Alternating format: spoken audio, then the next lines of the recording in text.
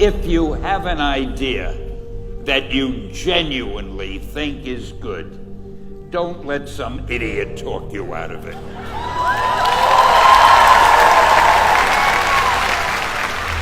We had already done the Fantastic Four and I think maybe the X-Men, I can't remember the order, but my publisher came to me and he said, Stan, I want you to come up with another superhero. So I said, okay, and I went home, and when my publisher said do something, I'd better do it because I wanted to keep my job. I thought, what can I come up with now? And the most important thing in a superhero at first is the superpower. Once you get that, everything else comes along. So I thought, what power will I give a new guy? And I saw a fly crawling on the wall. And I said, hey, if I could get a superhero that could stick to walls and crawl on them, man, that would be cool. So I thought that was good. Now I needed a name. So I thought, well, let's see, Fly Man, Mosquito Man.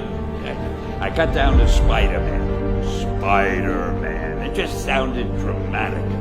So, okay, I had my hero, I had his power, his name, and then I figured just for fun, I'm going to give him personal problems. Because except for you people who are that your lives are perfect, but most other people have personal problems. And then I thought I'd make him a teenager, because there were no teenage superheroes that I knew of at the time. So armed with all that wonderful material, those great ideas, I ran into my publisher's office and I told him. This was my reaction, the reaction he gave me. Stan, that is the worst idea I have ever heard. First of all, and he started to give me his, because he's a very logical man, very intellectual. First of all, people hate spiders, so you can't call a hero Spider-Man. You want him to be a teenager? Teenagers can only be sidekicks. And you want him to have personal problems? Stan, don't you know what a superhero is? They don't have personal problems. Well, I left the office disappointed, but obviously a much wiser man.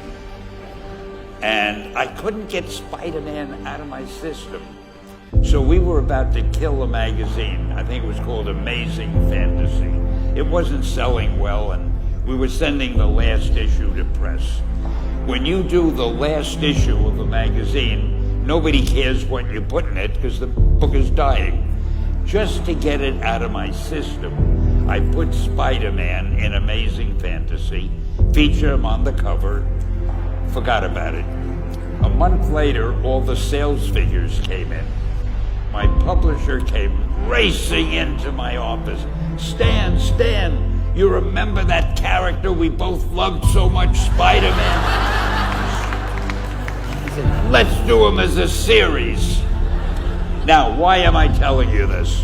Besides the fact that I have to kill a little time. If you have an idea that you genuinely think is good, don't let some idiot talk you out of it.